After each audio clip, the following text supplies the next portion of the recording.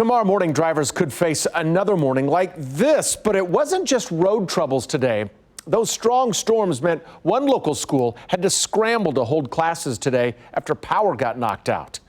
KCTV5's Betsy Webster joins us live at St. Thomas More in Kansas City with that story. Betsy? Well, Brad, as I'm standing out here in front of the school right now at this hour of night, you might notice something. That is that the floodlights outside the school are on. The classroom lights actually did come back on about an hour before school was dismissed. But for several hours, the students and teachers had to re-envision learning. I mean, there are 420 kids, and they had to move all the classrooms out here onto the concrete, onto the grass, onto the playground, and places like that. We had math class right here. It was initiation by fire for Principal Linda Crosswaite.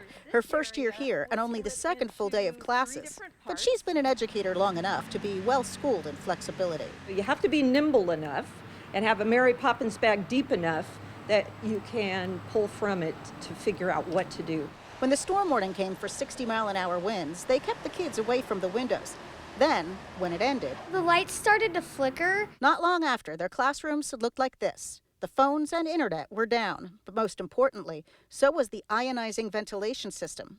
So outside they went, spreading out in different spaces, with staff hoofing it to notify each of the classrooms. I've gotten my steps in today for sure. Jill Schweiss is a staffer with 2 daughters here. Well, they kind of just acted like they'd done it a million times before. But they hadn't. But they hadn't at all.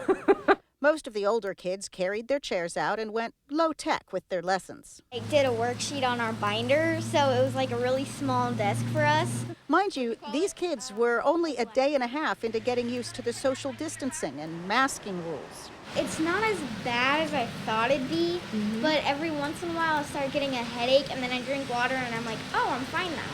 Even though they were outside in an environment where you would think they might just kind of whoop it up, they kept their masks on, they kept their social distance, and they learned.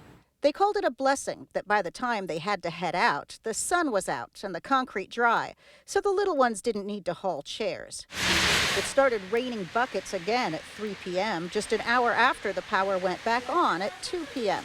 So they were back at their regular desks. It was a crazy day, but it was kind of a fun day too. It was a different way to see the kids learn. This year's just really different, so it's one more different day.